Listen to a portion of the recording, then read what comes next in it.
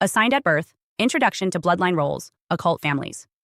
Welcome back, I'm Adeline Atlas, 11 times published author, and this is the Occult Families How to Spot Them series. Trigger warning, this video series covers disturbing and very serious topics. Full legal disclaimer in the video description below. In most families, roles emerge naturally over time. They're shaped by personality, behavior, and circumstance. One child becomes the achiever. Another becomes the rebel. These roles shift as people grow. But in occult families, those operating through ritual control, energetic hierarchy, and spiritual contracts, roles are not chosen. They are assigned. And that assignment is often made before the child can speak, think, or remember. Occult families don't function as emotional ecosystems. They operate as spiritual systems. In these systems, every member plays a specific role in maintaining the family's ritual power, energetic economy, or soul contracts, whether they realize it or not. These roles are not symbolic. They are functional. The family needs one to carry the guilt, one to host the pain, one to absorb the karma, one to know the future, and often, one to be destroyed. These roles are decided based on a complex set of factors. Astrological timing, including eclipses, retrogrades, moon phases, numerology and birth dates, spiritual signatures, gifts, psychic potential, soul contracts, historical trauma, who in the bloodline needs redemption, substitution, or reincarnation. And often, ritual timing, who was born or conceived in relation to death, abuse, inheritance, or loss. The decision isn't always conscious. Sometimes the family doesn't know why they treat one child differently. They just do. The system responds to energy. A child born with a different frequency, one that doesn't match the contract, will be cast as a threat. One born with an energy that can carry darkness will be given the weight. The system doesn't care about fairness. It cares about function. Who can hold what? Who will keep the family code running? Who must be sacrificed to preserve the structure? Most people assigned one of these roles don't know what's happening to them. They just know they've been hurting for a long time and no one can explain why. They know they've always been blamed or burdened or watched or needed in ways that feel off. These roles are invisible cages, held in place not by physical chains, but by energy, guilt, silence, and ritual repetition. You feel them in the body before you ever understand them in the mind.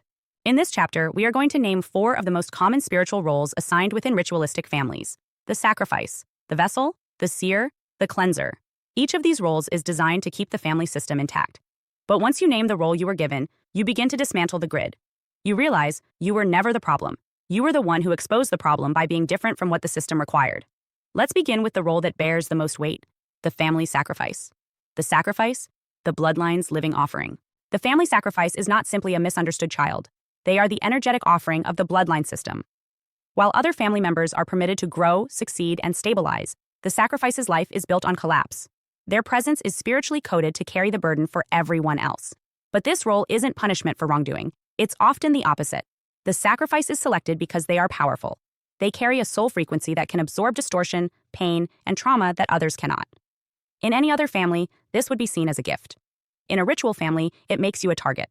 Ritual families do not assign roles based on fairness. They assign them based on function. The sacrifice functions as a spiritual filter, an unconscious sponge who absorbs psychic pollution, karmic debt, or unprocessed trauma so that others in the system can remain untouched. This happens through energetic transference. Their illnesses, breakdowns, or repeated failures serve as a ritual act, even when no candles are lit. It's a quiet ceremony. One member falls, so another can rise. If you know my story, you likely have seen the now infamous reel on my Instagram of the final attack from my family. I had spent 4 years, day and night, writing my book series, SOS, School of Soul, that is now published. 2 years of that time dismantling my previous life and office as a realtor in order to step into my new beginning as an author. I was ready to go to print, and what happened? I was horrifically attacked. And not just attacked, my family tried to have me arrested. You likely know this, so what is important about that final attack? With the audio of my sibling's voice on my Instagram reel. They knew it was my new beginning. And not just some small new beginning like a promotion at my current job. No, this was a massive new beginning that I had poured my creation energy into for 4 straight years just to finally see the fruit. 4 years of labor and energetic input, and not one bite of fruit yet. And what happened? My sibling, out of the blue, attacked me. On the anniversary of the day I was shot at 7 years earlier, inflicting massive trauma, ruining my new beginning by calling the police and reporting me mentally ill, sending me back months in healing, and slowing the publishing of my books. But what I didn't share on that reel was that right after, she became pregnant, new beginning, impregnated by a man who carried the exact same birthday as me. You will learn about the importance of occult families and passing blessings through birthdays soon. And if you think this is just some odd coincidence, I'll remind you that the man I was engaged to, whom I did not pick, my family sent in and organized, had the same name as my father and the same birthday as my mother. I did not know until years later that they had organized it. So no, this is not a coincidence. The family has a pattern of transferring energy and new beginnings, or stealing them, through ritualistic practices of using energetic codes and dates. One loses everything so another can thrive.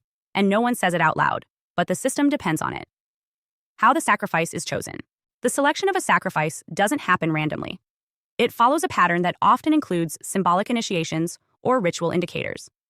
Many sacrifices were born on or near a death anniversary in the family, a known trauma date, miscarriage, stillbirth, funeral, suicide, a sacred or cursed lunar cycle, eclipses, full moons, the same birthday as a previously lost or rejected relative. Often, the sacrifice is named after someone whose story never healed. Their name functions as a tether, binding their life to the spiritual contract of that ancestor. Others are chosen through early trauma exposure. Abuse before the age of 7 is one of the most common gateways. The child who was molested, beaten, hospitalized, or emotionally terrorized in early life often becomes the sacrifice, not because they were weak, but because the pain fractured their energetic boundary. And fractured boundaries make for easy siphoning. Another pattern? The sacrifice is frequently the most spiritually gifted. They show signs of psychic sensitivity, healing potential, or deep empathy early on. But instead of being protected, they are hunted. The family sees their light and makes a subconscious or conscious decision. We will survive through you. Not protect you. Use you.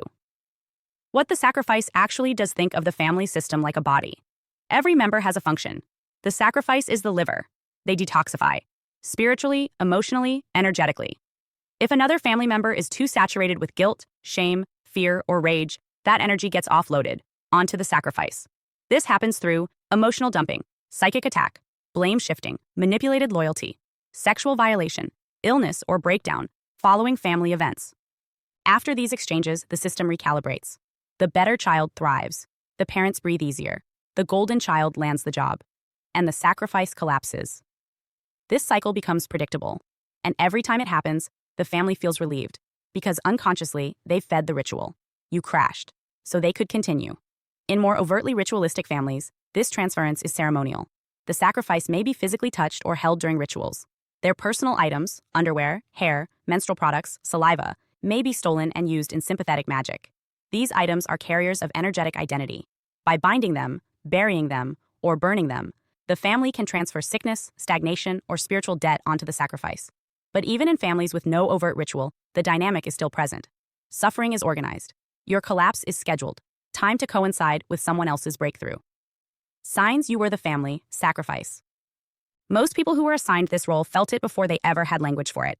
You didn't need to be told. You lived it. Here are common signs. You were the problem in a family that denied your pain. You were always too much, too sensitive, too dramatic, when in reality, you were reacting to an invisible system. You became sick during or after family events, holidays, birthdays, visits, funerals, often with unexplainable fatigue, migraines, infections, or emotional crashes. You were punished for being honest. Telling the truth got you exiled. Staying silent kept you included. You noticed others improved when you got worse. A parent's illness vanished during your depression. A sibling got married during your divorce. Patterns of reversal. You felt emotionally abandoned when in pain, but expected to support others when they struggled. Your name, birthday, or position mirrors a deceased or disgraced ancestor. You were born into a storyline that never got resolved. They celebrated every time you failed. They cheered and laughed when you fell, and they never ever gave you a hand back up. If anything, they kicked you while you were down. The final sign? Your healing threatened the system. The more you rose, the more they tried to drag you back down. Not always cruelly, sometimes through guilt, illness, or helpful sabotage. Because your liberation breaks the energetic balance. And if you stop suffering, they lose their power source. In my personal story, I was, and am, the hardest worker in the living family line. I have built several businesses from the ground up with nothing but my thoughts and work ethic. And not small businesses. We're talking a real estate brokerage that went on to be the nicest and largest team office in my entire city, with a #1 agent, me, and the #1 team, mine, to 2 full product brand lines for biohacking supplements. And finally, 11-time published author. Oh, and I should mention, all before my 30s were over. What you need to know is, every time I built something, built it to the max, and it was just about to take off, it crumbled, but never once by my own doing. The first time, I was abandoned by the man my family had organized for me to marry covertly. I didn't know at the time that they had a malicious hand in it. And the second time, at the hands of my parents overtly, when they terrorized me, stalked me, and illegally filmed me, all to try to set me up with police charges. Why does this matter? I am the hardest working member of the living bloodline. the only one who will be remembered after they pass, the only one who has lived a life of purpose and left a mark on the world everywhere I went. Yet all my fruit was always being taken, never getting ahead in the ways I should based on my work, labor, and even results. Yet my family? Parents that are jobless with poor work ethic, when they did work, fired for drinking on the job. And all of them shared one main characteristic growing up. Their favorite pastime was drinking. To say they led lives of little purpose is an understatement. Yet they would be sitting around all day doing nothing, and somehow reaping energy. The same mother I had who criticized me for not doing enough in life, yet sabotaged everything I ever built, covertly, and finally so overtly no one could deny the purposeful attack, has everything. Does nothing except bark at others, tell them what to do, and suck up all the family resources without contributing anything. This is the type of pattern to look for. If you are constantly achieving and your family members are harvesting off you every time you get a new beginning, then their lives go up with no work, no effort, obviously undeserving. At the exact same time, they attack you, drain you, abuse you, or use you. Bingo. You have spotted the pattern of ritualistic abuse being operated on you, your life, and your life's work. Why the sacrifice often goes. No contact. Many family sacrifices are the first to leave, not because they are angry, but because their nervous system can no longer tolerate the frequency of being used.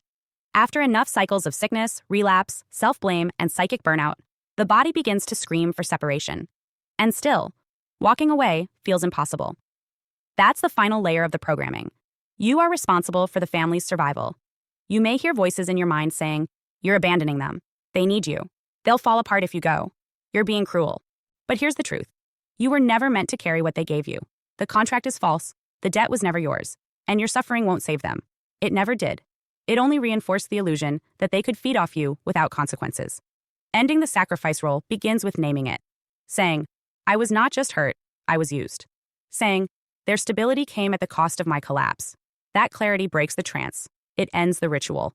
And once you see it, your body will start rejecting the role, even if your mind still wants peace. But peace doesn't come from returning to the altar. It comes from walking away from it. You were not born to die for them. You were born to live beyond them. The vessel.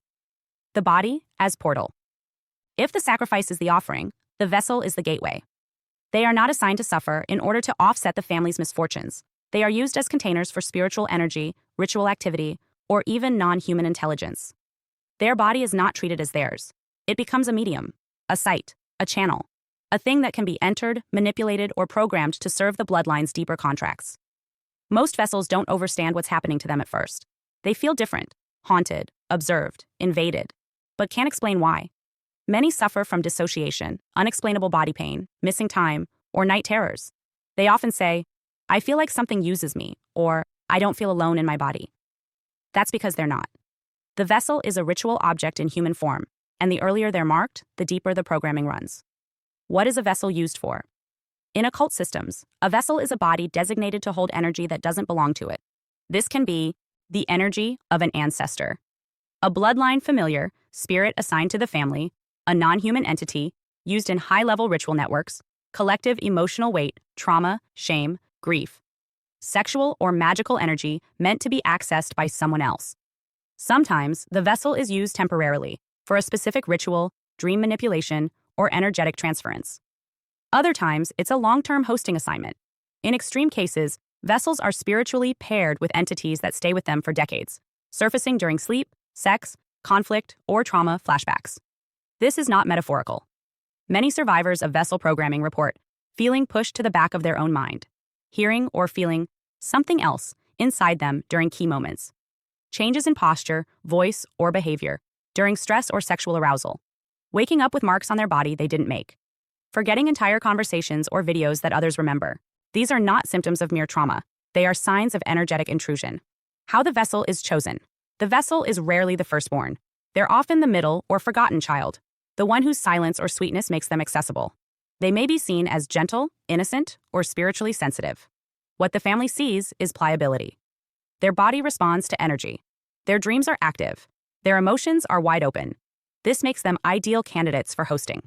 Common patterns in vessel selection: born during an eclipse, blood moon, or equinox. Conceived under suspicious circumstances: affairs, rituals, trauma, sexually abused before puberty. Sleep disturbances or entity contact before age 10. Displaying healing gifts or mediumship early on. given special items by older relatives, jewelry, dolls, clothing. In many families, the vessel is assigned an object that carries their spiritual programming, often a ring, necklace, or doll that was previously used in ritual work. The child is told, "This is for protection," when in fact it's an anchor. These items are rarely discarded because doing so can trigger backlash from the family or the entity involved. How vessel programming works: vessels are groomed to dissociate. This means their spirit is trained to leave the body under stress, which makes space for something else to move in. This is done through trauma conditioning, especially sexual or medical trauma; enforced silence, being told not to talk about dreams, abuse, or intuition; dream manipulation, repeated programming during sleep; good girl, good boy, social roles; obedience, spiritual bypassing; repetition of ritualized behavior, touch, positioning, words. The body becomes a tool, not sacred, not protected, just useful. Some vessels are used to channel energy during family events. For example, during funerals, baptisms, or weddings, the vessel may suddenly become the center of attention, overwhelmed with emotion, or physically impacted by the energy in the room. This isn't hypersensitivity. It's a ritual reaction. The family may not even be fully conscious of what they're doing, but the field knows. It remembers the assignment. Others are used sexually, both physically and energetically. Their body becomes a field for someone else's pleasure, rage, grief, or spiritual work. They are often shamed or gaslit when they try to speak about it, because naming the programming breaks its power. Signs you were the vessel. You experienced sexual or spiritual invasion early in life and were never the same afterward. You often feel like your body isn't yours, or that you're being watched internally. You have recurring dreams of entities, rituals, or ancestral figures entering your body's house. You've experienced missing time, especially after sexual encounters or emotional outbursts. You are prone to chronic dissociation, floatiness, or numbness during stress. You've always felt like your body was a site of interest to others, family members, strangers, spiritual teachers. You carry shame or fear around sexuality that doesn't match your conscious experience. Your body is extremely reactive to spiritual environments, objects, or energies. Many vessels carry both reverence and revulsion toward their body. They may feel magnetically attractive to others, but deeply uncomfortable in their skin. They often swing between extremes: celibacy and promiscuity, visibility and withdrawal. This is a trauma response, an internal battle between protecting the body and fleeing from it. Reclaiming the body. Unlike the sacrifice, whose healing begins with setting boundaries, the vessel's healing begins with re-entry. Their spirit must return to the body. This is not a metaphor. It is literal energetic reintegration. That means grounding practices, breath work, embodiment work, trauma-informed somatics, cleansing rituals, especially for the womb, throat, and heart chakra, releasing any inherited or gifted items that carry programming, cord cutting with non-consensual energetic entities or family tethers, shadow work on shame, pleasure, and spiritual boundaries. The vessel was never weak. They were spiritually sensitive in a system that exploited sensitivity. Their body was a portal because it was wide open. Reclamation means closing what was never meant to be accessed. The seer, the forbidden visionary. If the sacrifice is the family's offering and the vessel is its channel, the seer is its threat. Not because they are disobedient, but because they see through it. Seers are born with spiritual sight, clairvoyance, dream work, prophetic knowing, and energetic sensitivity that disrupts the illusion the family works so hard to maintain. They don't align with the script. They ask the wrong questions, call out the silences, and notice what others pretend not to. In a system that depends on secrecy and spiritual contracts, this makes them dangerous. The seer threatens the system not with rebellion, but with truth. Often quiet, observant, or spiritually mature beyond their years, the seer is usually punished not for what they do, but for what they perceive. They are scapegoated for their insight, silenced for their intuition, and labeled unstable for their vision. That's because in a ritual family, truth is lethal, and the seer's gift is truth-telling. What is a seer? A seer is a spiritual radar system. They detect the unseen. This includes lies that haven't been spoken, energies not acknowledged, future events, often in dreams or flashes, spirits, entities, or fields in the room, emotional undercurrents no one admits. They may also possess high levels of claircognizance, knowing, clairsentience, feeling, and precognitive dreaming. Many seers report seeing entities in childhood, knowing who was lying even without proof, and being told they were too sensitive, paranoid, or just making things up. But they weren't. They were reading the system correctly, and that's what made them a liability. How the seer is chosen. Like the other roles, seers are born, not made, but their spiritual perception may be amplified through trauma or astral access. Families may subconsciously assign this role to the child who knows too much, often with one or more of these patterns. Born under a prophetic sign, comet, eclipse, significant retrograde, has a name or date that mirrors a prophet, medium, or martyr in the bloodline, experienced a near-death experience, out-of-body experience, or astral travel before age 12 demonstrates early psychic knowing, naming truths about people, places, or future events, suffers intense spiritual dreams, visitations, or sleep paralysis, is the first in the family to speak openly about the invisible or unspoken. Unlike the sacrifice or the vessel, the seer may be less physically harmed and more psychologically dismantled. Their reality is denied, their intuition is mocked, their dreams are dismissed, and their insight is punished, because to validate the seer would require admitting the family's secrets, and that's not allowed. How the seer is silenced to maintain the bloodline contract. The seer must be discredited. Families often do this through labeling them unstable, dramatic, crazy, or possessed, gaslighting, denying events, twisting timelines, minimizing their intuition. Religious control, shaming their gifts as demonic or sinful, social isolation, separating them from others who might validate them. Emotional withdrawal, punishing their truth by removing love, safety, or presence. The seer may internalize this rejection and begin to doubt their own mind. Many experience self-abandonment, suppression of their gifts, sudden spiritual shutdown, fear of speaking, repeating dreams where they try to scream but no sound comes out. They often carry a persistent feeling of being crazy for seeing what they see, but unable to unsee it. Signs you were the seer. You had psychic, paranormal, or prophetic experiences as a child that no one believed. You picked up on unspoken dynamics and were punished for naming them. You were accused of being too much when you were simply truthful. You sensed death, disaster, or deception before it happened. You felt responsible for others' emotions and energetic states, even as a child. You experienced spiritual shutdowns or dissociation after trying to tell the truth. You often felt alone in your knowing, burdened by insight no one else acknowledged. You rejected your own gifts at some point because they brought you more pain than protection. Seers are often seen as the black sheep, not because they rebel, but because their very presence disrupts illusion. They expose what others have agreed not to see. This makes them spiritually radioactive, especially in families where rituals depend on blindness and obedience. The seer's gift. What the family feared most was true. The seer can see the whole system, and when they awaken fully, they hold a power no ritual can suppress, the power to dissolve the illusion entirely. But this gift must be reclaimed. Many seers spend years trying to be normal, hiding their gifts to survive, rejecting their power out of fear. But the body remembers. The dreams return. The knowing doesn't leave. To reclaim the seer role means to validate your spiritual experiences without outside permission, cleanse your third eye and dream body of past interference, practice energetic shielding and spiritual hygiene, rebuild self-trust through journaling, channeling, or safe expression. Learn how to discern truth from fear and perception from trauma. Accept that your gifts were never wrong, only unwelcomed. Your vision was not a defect. It was a weapon against the system. The fact that they tried to silence it means they knew it could burn the whole thing down. The cleanser, the emotional garbage bin. The cleanser is not seen as dangerous like the seer. They are not collapsed like the sacrifice or accessed like the vessel. They are relied on, overused, poured into. The cleanser is the family's emotional filtration system, the one who absorbs the stress, rage, guilt, and spiritual residue of everyone else without complaint. On the surface, they're the strong one, the helper, the fixer. But underneath that surface is a lifetime of exhaustion, identity confusion, and spiritual weight that was never theirs to carry. What makes the cleanser role so insidious is that it often masquerades as love. The cleanser becomes who everyone turns to in crisis. They are praised for their emotional maturity, admired for their ability to handle things, and quietly expected to carry what others refuse to process. But this is not generosity, it's energetic bondage. They are not helping freely, they are being used as a ritual tool to maintain emotional stasis in the family. What does the cleanser do? The cleanser's job is to prevent collapse, not their own, but everyone else's. They unconsciously manage the emotional ecosystem of the family by absorbing unprocessed energy. That means listening to everyone's pain without being heard, mediating fights and smoothing over conflicts, being the emotional container for others' grief, rage, fear, or shame, absorbing tension in the room so others can feel better, taking on guilt, blame, or responsibility to keep the peace. The cleanser is often the responsible child, the family therapist, the one who always had to be the adult. They are praised for their calmness, maturity, and emotional control.